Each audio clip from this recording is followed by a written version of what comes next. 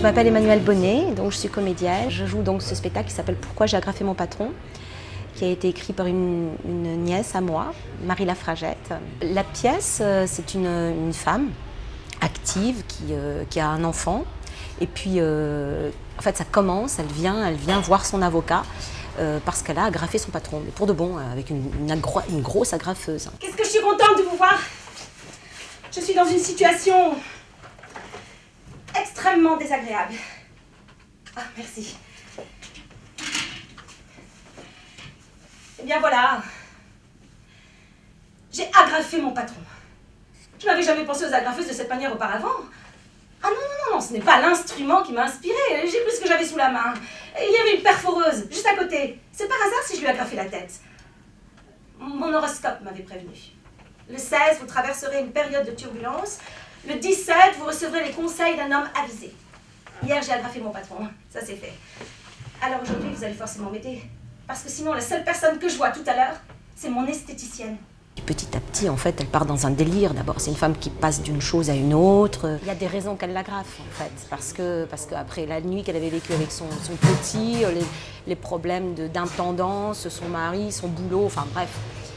Elle était à bout de nerfs, en fait. Elle était épuisée. À 42 ans, on a un enfant. Parce que c'est plus adulte que d'attendre le week-end pour se prendre des cuites. On achète une maison, parce qu'un 2 pièces pour 3 au milieu des pots d'échappement en ville, c'est moins adapté qu'une maison au bord de la forêt. Vous me suivez? Eh bien, tout cela a été fort raisonnable. Sauf que, au final, on se retrouve à bosser 10 heures par jour, dans un boulot qui vous inspire au mieux une morne indifférence. On se tape 2 heures de trajet tous les jours pour revenir à son arbre, la nuit tombée, pendant que votre enfant vous attend en pyjama, bourré de petits pots bio, avec la nounou qu'il a récupérée de la crèche et à qui il inspire au mieux une morne indifférence.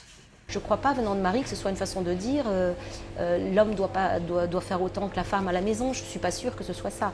Je pense que chez elle, c'est simplement dire comment on fait, nous, quand on est une femme aujourd'hui et qu'on veut avoir des enfants et qu'on veut un peu bosser? Est-ce qu'il faut bosser complètement? Est-ce qu'on peut y arriver à s'en sortir sans justement s'investir complètement?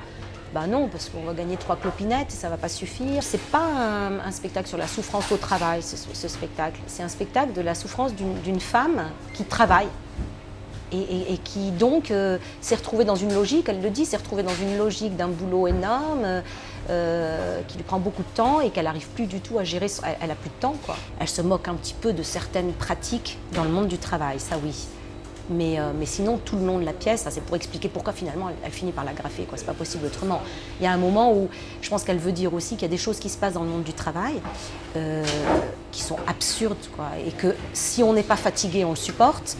Mais si déjà on a subi le gamin qui est malade, et ci, et ça, et ça, et ça, et ben je pense que quand on arrive au boulot, non, ça suffit, stop. Hein. Maintenant, paf, et on n'en parle plus, quoi. Après la nuit, la pinouse, le stress des joyeux lutins farceurs et ma libido de Bob l'éponge. C'était la chute. J'étais misérable. Si misérable. Une vieille chose froissée, délaissée, abandonnée, délovée, fatiguée, tellement fatiguée.